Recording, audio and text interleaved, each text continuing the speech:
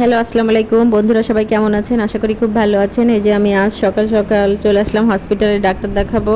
এজন্য আর আমাদের হসপিটালে অনেক নিয়ম আছে, যেরকম হচ্ছে ভোটার আইডি কার্ড অথবা আপনার ওইটার ফটোকপি অথবা জন্ম নিবন্ধন, এই যে কোনো একটা না থাকলে কিন্তু ওরা আপনার টিকিট দেয় না। অনেক ঝামেলা করে, ইচ্ছা করলে দিতে পারে মোবাইল ফোনের ছবি দেখে, কিন্তু দেয় না। ওরা অনেক ঝামেলা করে, ওরা অনেক খারাপ এজন্য। আর দেখেন, এখানে যেহেতু অনেকগুলো রেস্ট্রিকশন দেওয়া আছে, সেগুলো পূরণ না করলে ওরা টিকিট দেয় না। আর এর নড়াইলে বর্তমানে অনেক ডাক্তার, অনেক নার্স সদর হাসপাতালে অনেক ধরনের ট্রিটমেন্ট দিচ্ছে।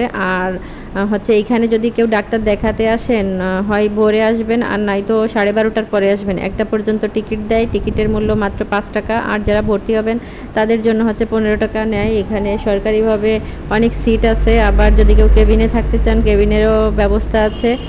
আর এইখানে দেখেন, অনেক রুগী আসছে, প্রতিদিন অনেক রুগী হয়। যেহেতু নড়াইলে এই একটা মাত্র বড় হসপিটাল, আর এখান থেকে যদি না পারে তখন হচ্ছে বাইরে পাঠিয়ে দেয়। যাই হোক, অনেক কিছুই বললাম হাসপাতাল সম্পর্কে। আর এদিকে এখন বাসায় চলে যাব। বাসায় চলে যাওয়ার সময় বাইরে বেরোইছি, দেখি যে একটা ছেলে বিষ খেয়ে চলে আসছে, আর তাকে এখন এই যে ওয়াশ করছে। দেখেন কি অবস্থা। আমার ভিডিওটা এই পর্যন্ত, আজ বাই।